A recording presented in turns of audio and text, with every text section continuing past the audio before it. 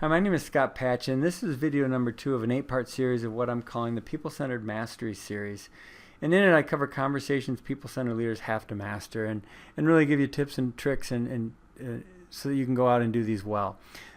This video it's a follow-up to video number 1 where I covered the one-on-one form. This is just the rules and guidelines I share.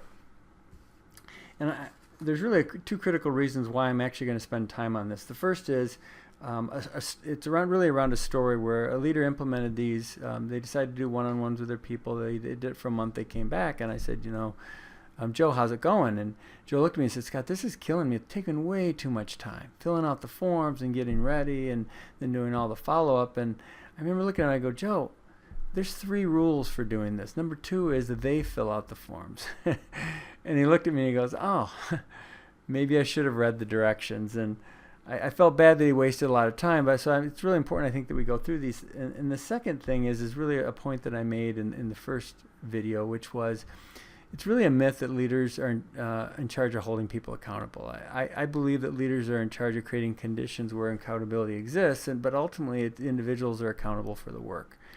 And going through this and doing this well will help create those conditions. So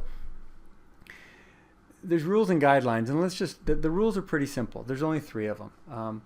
Be in the same room. We can talk about that, but as leaders, do your best to find a way that's effective to communicate. And I know with remote teams that's hard to do, but really be in the same room and be present with each other. The next 2 are probably the most important. And again, back to my story, the individual owns the agenda. They fill it out, they bring it, they do all the follow-up. And leader, never cancel without rescheduling, never. And I'm going to say it, never, never, never. And you can't imagine the damage it causes to a relationship when you commit to it and you routinely cancel. And it happens. I run into leaders and I hear the complaints, and they're valid complaints. So always reschedule. And then maybe the one thing to remember is that really when starting one-on-ones, I give an agenda that probably lasts, I would say 30 minutes. But, if you only do it once a month when you're first starting, sometime they're going to go longer, like 45 to 60 minutes. But really work hard at not making them go on forever. Now I just want to cover a couple guidelines. And probably the most powerful part about the guidelines is when you roll this out, both the individual and the leader get this sheet, so each can see that the commitments that they're, the guidelines in terms of who owns what. For individuals, I think there's probably the biggest one is be prepared. When you come in there, bring the form and have it filled out. The next thing is really record the commitments and follow up on the commitments. I know that seems simple, but knowing what the to-dos are and following up on it is huge. And you wouldn't believe how often that doesn't happen. And I think when it does happen, people get used to it, and a lot of good things happen. The guidelines for the leader, the ones I really, really want to cover is the first one and the second one. One is be present. Shut off the phone, close your computer, eliminate all distractions and stay focused. And the second thing is don't say big issues for the meeting. Don't drop bombs on people. If there's something big to talk about when it happens, talk about it. Don't wait for the one-on-one.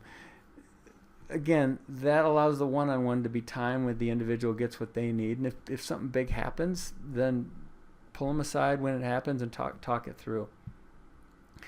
Probably the only other thing is to really get good at as you're a leader and work hard at reading between the lines. And if you hear the individual being uncertain, instead of giving them an answer, really try to start, this is where coaching kicks in. Ask them questions. What do you think you should do? How would you measure success? What do you need from me? It's really important for you to ask a lot of questions in these one-on-ones. And disagree when necessary. I mean, you can win every argument. You could tell people what to do all day long, but people-centered leaders recognize that they can win, but they can't win all the time. So really work hard at allowing the individual to solve their own problems. That's the summary of the one-on-one and in terms of the guidelines. And again, the critical thing is don't the individual owns it, so leader don't take it on as you have to fill it out. And the second one is remember, doing this well creates conditions where accountability happens. And it's a really critical conversation. Hopefully these guidelines will help you.